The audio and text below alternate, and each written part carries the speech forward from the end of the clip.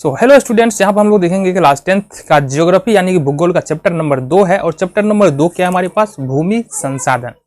देखो, संसाधन के बारे में हमने पहले चैप्टर से बात करना शुरू किया था और जाना था संसाधन क्या होता है, अलग अलग प्रकार के संसाधनों के बारे में चर्चा किया था।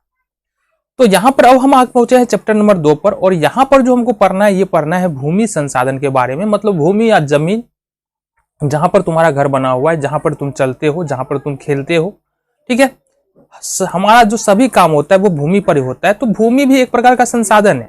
क्यों? क्योंकि संसाधन के बारे में उन्होंने बताया, ऐसी कोई भी वस्तु जो हमारी आवश्यकता को पूरा करती है, हमारे लिए जरूरी होता है, उपयोगी होता है, उसको हम बोलते हैं संसाधन। तो भूमि के बिना तो कुछ संभव ही नहीं है। प्रश्न हमारे सामने है कि भूमि हमारे लिए महत्वपूर्ण संसाधन है या भूमि हमारे लिए महत्वपूर्ण है, क्यों? आंसर बिल्कुल सिंपल सा है, तुमको याद करने की जरूरत ही नहीं है। देखो, तुम रहते कहां पर हो? भूमि पर। खेती कहां पर होता है? भूमि पर। सड़कें कहां पर है? भूमि पर। फैक्ट्रियां कहां पर बनती है? भूमि पर। तालाब कहां पर है? भूमि पर।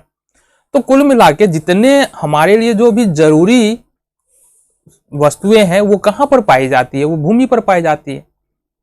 अगर भूमि नहीं तो जो दूसरे संसाधन है वो भी हमारे पास, हवा, जल, उसके बाद तुम्हारा जंगल हो गया, पेड़ पौधा हो गया, खाने पीने की वस्तु हो गया, कुछ भी तुमको एग्जिस्ट नहीं करेगा। अगर जमीन ही नहीं है तो कुछ भी नहीं है, कुछ भी नहीं है तो कोई संसाधन भी नहीं है। मतलब हम बोल सकते हैं जो भूमि है ना वो सभी संसाधनों की जननी है।